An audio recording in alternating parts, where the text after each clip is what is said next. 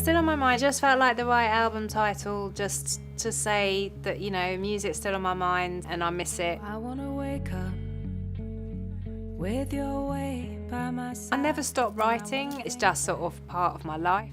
It's sort of part of how I see the world is through songs. This album was actually like a really, really natural album to make. I just started really missing working with my brother, and so I called him up one morning and was literally like, look, I'd love to make another record, but I only want to make it if it's with you.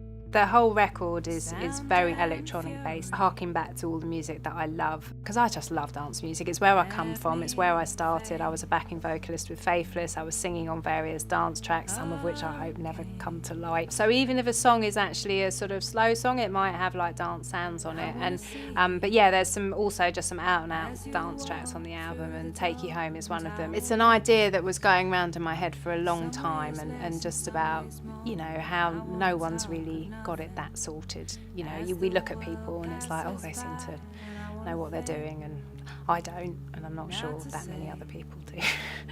Well, some people do, not me. Some Kind of Love is actually some lyrics of Rollo's that I found, and then just sat on the guitar writing the song because I just thought they were beautiful, and they're just telling a story. What I love about Rollo's lyrics is they're just full of images and poetry, and I always just see a film when you know, when I read his lyrics, and this to me is like a sort of dusty old movie, and sort of quite nostalgic, and, you know, sort of bittersweet, which a lot of the songs are. My favourite song on the record sort of changes daily. I think probably the one that is maybe the most emotional to me is Have to Stay, which is the last song on the album, and that was actually the song that just started the whole ball rolling for the album. I sort of hadn't written much that I thought was any good. I'd written a lot of songs after I had my son, but I don't know, it just felt like my brain had sort of gone elsewhere, and then one day I just thought, you know what, I'm just going to write a song about how I feel and the love that I have, you know, that unconditional love that you have for a kid, and then I'll just throw it away and we're done. You know, I've got it out of my system. And anyway, I wrote this song Have to Stay, which I just love and I'm proud of, and it still moves me, and he loves it too. Of all the things in my life, you know, I just get so much sort of happiness from being a mum. Musically, it does a lot of things. It actually has given me like this huge confidence that I probably didn't have when I was making records like No Angel or Life for Rent.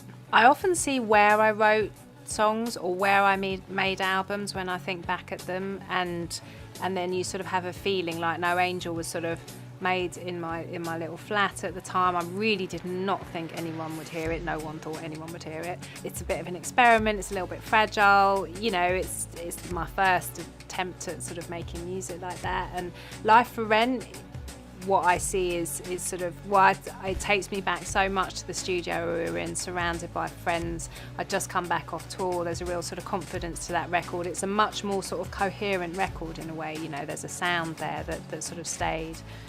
Safe Trip Home is a little, you know, it's a darker record, it's a sadder record. It was written at a time where, you know, my dad had passed away, and I was feeling, you know, pretty sort of knocked about by that, and it's a sort of very emotional record, and actually one that I decided not to tour because it was sort of, there were some hard songs to sing on there. And then Girl Who Got Away is, I don't know, it's sort of like it's a lighter record, and, you know, I had a new baby and I was pregnant actually when I was singing that whole record, so I have this sort of lovely feeling when I listen to that record of, like, you know, my son was like there the whole time while I was singing. And actually when I would sing the songs to him when he was out and a baby, you know, he recognised them. It was so bizarre. Like he sort of almost recognised a lot of those songs, and so that's what that album was. And then this album just feels, there's a sort of strength in it, and it's sort of a confidence. There's a happiness about it, and a sort of, you know, and it's emotional as well.